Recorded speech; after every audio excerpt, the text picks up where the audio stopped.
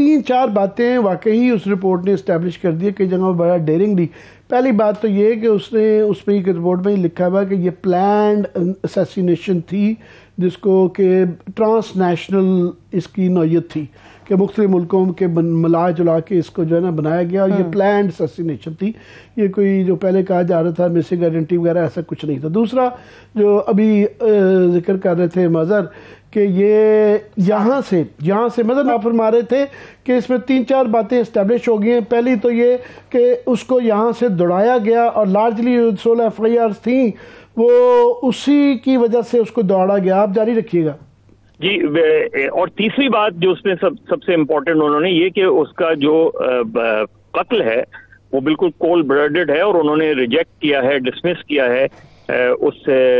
Kenya police کی تمام investigation کو. اب اس میں یہ کہ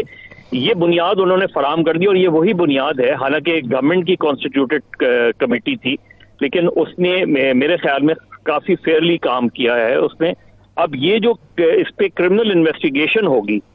یہ دیکھنا ہے کہ یہ انہی تین بنیادی نقطوں کے گرد گھومے گی. اس میں ظاہر ہے اس میں آگے بھی چیزیں اور عین ممکن ہے کہ بہت سی چیزیں جو رپورٹ میں نہیں شامل ہیں وہ بھی جو ہے یہ جو لوگ جنہوں نے یہ رپورٹ تیار کی ہے وہ ان سے شیئر کریں.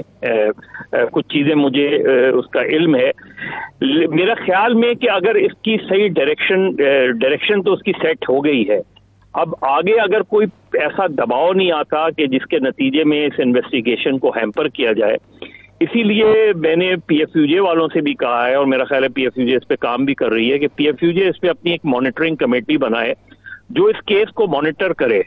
کہ اس میں اگر کسی سٹیج پہ انہیں فیل ہو کہ اس میں کہیں کوئی گڑبڑ کی جا رہی ہے تو PFUJ اپنی ایک پوزیشن کی وضاحت اس پہ کر دے. لیکن میرا خیال ہے کہ اگر اس میں کرمنل انویسٹیگیشن صحیح معنوں میں چلتی ہے اور اس میں انٹرپول کو بھی انوالو کرنا پڑے گا, کیونکہ اگر آپ نے وقار اور خرم اور ان پولیس آفیسرز کو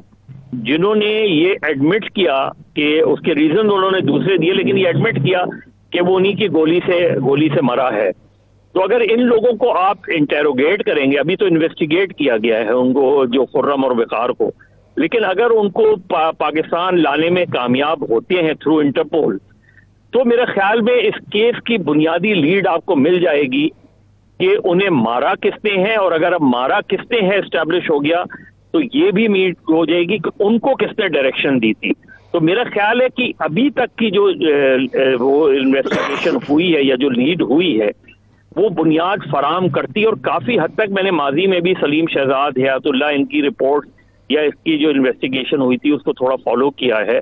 تو میرے خیال میں کہ یہ امپورٹنٹ لیڈ رپورٹ پرووائڈ کرتی ہے اس میں, اور مجھے اگر اور جو فیملی جو ان کی مدر کا وہ ہے وہ بھی اگر اس میں جا کے جو ان کے خیالات ہیں اور جو سمجھتی ہیں, ظاہر ہے انہیں بہت سی چیزیں عین ممکن ہے کہ جو ہم میں سے کسی کو نہیں پتا وہ ان کو پتا ہوں,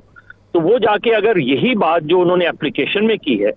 وہ اگر GIT کے سامنے بھی جا کے وہ وہی باتیں دہرائیں اور اس کے ایڈیشن میں اگر ان کے پاس کوئی معلومات ہوں, کوئی اس طرح کے شواہد ہوں وہ دیں,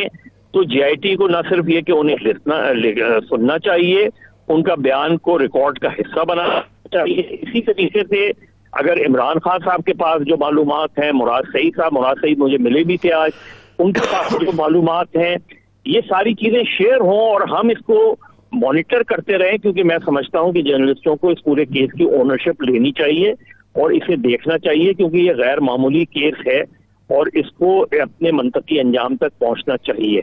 مظہر وہ آپ بالکل ٹھیک کہہ رہے ہیں کہ ہمیں ایز آبزرور یا مانیٹرز وہ اس میں شامل کیا جانا چاہیے تھا, اور ہماری PFUJ تنظیم جو ہے نمائندہ تنظیم ان کی بھی کو پٹیشنر بننے کی, اور مگر ابھی تک یہ جب اناؤنس کی گئی جوڈیشل کمیشن تو ہمیں اس کی اندر کسی مانیٹرنگ رول میں نہیں دیا گیا. ظاہر ہے ہم کرمنل انویسٹیگیشن کا حصہ تو نہیں بن سکتے, مگر ایک آبزرور یا مانیٹر کے طور پہ ہمیں شامل کیا جانا چاہیے کہ گائے بخائے ہمیں رپورٹ دی جاتے, جیسے کہ پینما کے اندر ہوا تھا, ان کے لیے لازم کیا گیا تھا, ٹائم فریم دیا گیا تھا, کہا تھا پھر ہر 2 ہفتے بعد ایک وہ ڈیولپمنٹس کی رپورٹ دیں گے کہ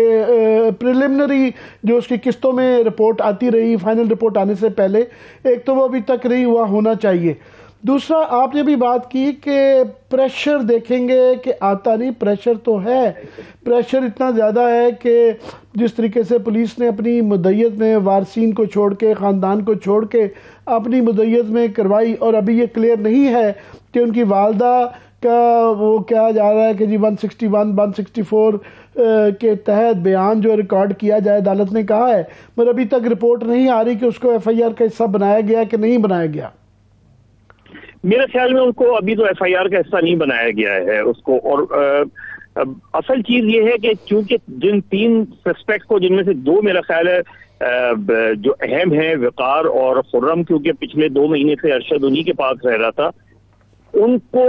ضرور، کیونکہ اب آپ نے سسپیکٹ بھی ان کو ڈکلیئر کر دیا ہے، تو یہ بہت امپورٹنٹ ہے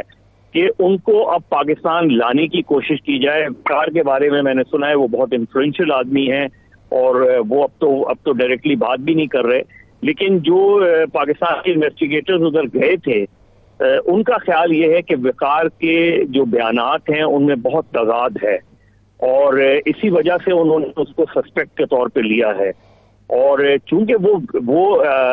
آئی وٹنس بھی ہیں اس پورے واقعے کے، اور ان کو اب چونکہ پاکستان کے انویسٹیگیٹرز نے اور ایف آئی آر میں ان کو سسپیکٹ بھی ڈکلیئر کیا گیا ہے، تو وقار کو پاکستان لانا بہت اسینشل ہے، خرم کو پاکستان لانا بہت اسینشل ہے۔ میرا خیال ہے اگر آپ اس میں ہر صورت میں آپ کو انٹرپول کو انوالو کرنا پڑے گا، لیکن انٹرپول کو انوالو کرنے کے لیے آپ نے انٹرپول کے سامنے ایک ایسا کیس پیش کرنا ہے کہ جس کی بنیاد پہ انٹرپول جو ہے وہ اس کیس کو آگے بڑھا سکے، کیونکہ حوالگی، کیونکہ آپ کے اور کینیا کے درمیان کوئی ایکسٹریڈیشن نہیں ہے، لہذا یہ بہت ضروری ہے کہ انٹرپول کے ذریعے ان کو پاکستان لایا جائے۔ انٹرپول کے علاوہ اس کے اندر عدالت کے حکم میں بھی ہے کہ یونائٹڈ نیشنز کی طرف سے ان کے جو کنسرن ڈپارٹمنٹس ہیں ان کی طرف سے پہلے بھی آفر آئی ہوئی ہے، انٹرنیشنل جو صحافتی تنظیمیں ہیں ان کی طرف سے بھی آئی ہوئی ہے کہ وہ بھی اس کے اندر انٹرویو کریں گے۔ میرا خیال ہے یہ سلسلہ تو ہو جائے گا۔ آپ نے بڑی اچھی بات کی کہ 2 کی ایلیمنٹس ہیں اس کی تفتیش کے، ایک ظاہر ہے یہاں پہ کہ کن طریقے سے اس کو یہاں سے دوڑایا گیا، اور اس فیکٹ فائنڈنگ رپورٹ کے اندر 2 ایف آئی آرز کے مدعیوں کا ذکر ہے۔ ایک کا ایس ایچ او صاحب کا اقبالی بیان ہے، انہوں نے صاف ہی بتا دیا کہ جی مجھے ایک ایجنسی کے دفتر میں بلایا گیا اور ایجنسی کے 3 لوگ موجود تھے،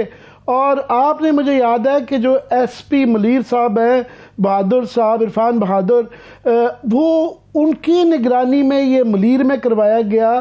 اور آپ کی میں سٹوریز پڑھتا رہا ہوں کہ آپ نے ان کے متعلق راؤ انوار کے متعلق لکھا ہوا ہے کہ وہ کس طرح ایک کلر سکواڈ سندھ میں موجود تھا، تو اس سے ہمیں یہ شک پڑتا ہے کہ اس کو جو خاص طور پہ کراچی میں بلایا جاتا ہے اور ملیر میں ہی، اور وہ بھی عرفان بہادر کے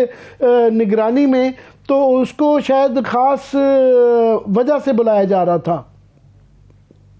دیکھیں عامر، اگر یہ چیز فیکٹ فائنڈنگ رپورٹ بتا رہی ہے کہ ایف آئی آرز کس انداز میں کاٹی گئی ہیں، اور جہاں جو بیانات موجود ہیں اس سے بھی یہ ثابت ہوتا ہے، تو اس کے بعد میرے نقطۂ نظر سے ان انٹیلیجنس ایجنسیز کو جو ہے اس کا جے آئی ٹی کا حصہ نہیں ہونا چاہیے تھا۔ اس کی بجائے آپ کسی سٹنگ جج کو یا ریٹائرڈ جج کو اس کا حصہ بناتے، اور ان سے یہ پوچھا جاتا، اور انٹیریئر منسٹر کو بھی جو ہے ان سے بھی بیان لینے کی ضرورت ہے۔ عمران خان اس وقت جو ہے، جب عمران خان وزیر اعظم تھے، انہوں نے جو باتیں بتائیں کہ جس سرکمسٹانسز میں، ان کو بھی کوآپریٹ کرنا چاہیے، اور اسٹیٹمنٹ بہت امپورٹنٹ ہے، عمران خان کا اسٹیٹمنٹ بھی بہت امپورٹنٹ ہے۔ رانا ثناء اللہ کیونکہ اس گورنمنٹ کے دور میں وہ ایف آئی آرز کٹی ہیں، لہذا انٹیریئر منسٹر کو بھی یہ معلوم کرنا چاہیے، اور ان تمام کنسرن ایس ایچ اوز کو شامل تفتیش کرنا چاہیے کہ جنہوں نے ایف آئی آرز کاٹی، اور وہ بتائے کہ کس کی مدیت میں ایف آئی آر کاٹی اور کس نے آرڈر کیا تھا، کیونکہ رپورٹ میں لکھا ہے کہ اس کو ایس ایچ او کو اگر آرڈر کیا گیا ہے، کس نے آرڈر کیا ہے، اس کو کس نے آرڈر کیا ہے۔ تو میرا خیال ہے فیکٹ فائنڈنگ رپورٹ نے بہت سی چیزیں بے نقاب کر دی ہیں، اب اس کو منطقی انجام تک کرمنل انویسٹیگیشن جو ہے وہ پہنچائے گی، یا جو لوگ انویسٹیگیٹرز ہیں یا جن کی جے آئی ٹی بنی ہے وہ اس کو آگے لے کے چلیں گے نہیں چلیں گے، ان ساری چیزوں کو دیکھنے کی ضرورت ہے۔ لیکن کافی حد تک کیس کھل گیا ہے چاہے آپ اس میں نام لیں یا نہ لیں. ٹھیک ہے، لیکن مظہر عباس صاحب، جس طرح سے عامر صاحب اور آپ بھی بات کر رہے ہیں، ابھی تو اسپیشل جے آئی ٹی تشکیل دی ہے تو اس کے اوپر کچھ سوالات اٹھنا شروع ہو چکے ہیں. اب معزز عدلیہ نے یہ بھی کہا کہ جے آئی ٹی جو بنائی گئی ہے وہ تحقیقات کا طریقہ کار خود سے طے کرے گی. آپ کو نہیں لگتا کہ اس وقت پورے پاکستان کی عوام کی، صحافی برادری کی نظریں سپریم کورٹ آف پاکستان کے اوپر ہیں؟ اگر وہ کوئی ڈائریکشن طے کر دیتے تو شاید اس میں زیادہ آسانی ہو جاتی. میرے خیال ہے سپریم کورٹ اس کو اوور سائٹ کرے گی، اور آج بھی جس طریقے سے سپریم کورٹ میں بات ہوئی ہے اس سے بھی مجھے اس چیز کی پوری توقع ہے، اور یہ کہا بھی جا رہا ہے کہ وہ اسے دیکھیں گے اور ہر 2 ہفتے بعد سپریم کورٹ میں یہ رپورٹ جمع بھی کرائی جائے گی. تو اس لحاظ سے مجھے توقع ہے کہ اتنا آسان نہیں ہوگا اس کیس کو یا انویسٹیگیشن کو گھمانا. صحیح ہے. عامر صاحب جی مظہر، اب تھوڑا سا آپ کے موجودگی کے فائدہ اٹھاتے ہوئے سیاست بھی ڈسکس کر لی جائے. سیاست لگتا ہے کہ جو ساری گھوم رہی ہے اس کا محور وہ پنجاب اسمبلی اور کے پی کی اسمبلی اور خاص طور پہ پنجاب کی تحلیل ہونے پہ آ گئی ہے. اب وہاں صورتحال یہ ہے کہ پہلے انہوں نے کہا دسمبر سے کئی دفعہ اس طرح کی رپورٹس آتی ہیں کہ پرویز الہی صاحب جو ہے فٹ ڈریگنگ کر رہے ہیں اور یہ شاید آگے چلے جائے. اور مگر پی ٹی آئی کے لیے یہ ایک مسئلہ ہے کہ اگر 4 اپریل سے غالباً جو ہے رمضان شروع ہو جاتا ہے، اگر اس سے پہلے دسمبر میں اگر تحلیل ہوتی ہیں تو مارچ میں جا کے یہ الیکشن ہوتے ہیں. اگر نہیں ہوتے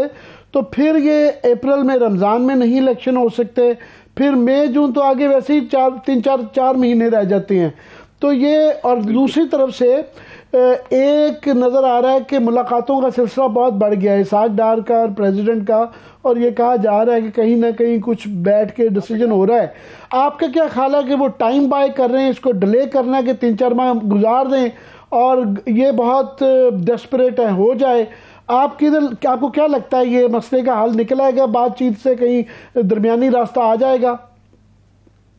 دیکھیں عامر، درمیانی راستہ مجھے تو یہ لگ رہا ہے، اور میرا خیال ہے عمران خان صاحب کو بھی بہت زیادہ اس پہ وہ نہیں کرنا چاہیے کہ ایون اگر سپٹمبر میں بھی الیکشن ہو، اکتوبر میں بھی ہو، تو عمران خان اپنی آرگنائزیشنز پہ بھی غور کر سکتے ہیں، تنظیم سازی پہ بھی غور کر سکتے ہیں، کیونکہ بہرحال اگست سے پہلے تو مجھے الیکشن ہوتے نظر نہیں آ رہے کسی بھی صورت میں. اگر اگست سے پہلے الیکشن ہوتے نظر نہیں آ رہے ہیں تو آپ کے لیے 2 مہینے کیا میٹر کرتے ہیں؟ میرے خیال میں اگر صرف ویسے ہی ایک سمبولکلی آپ نے یہ شو کرنا ہے کہ آپ نے ارلی الیکشن کرانے میں کامیاب ہو گئے تو الگ بات ہے.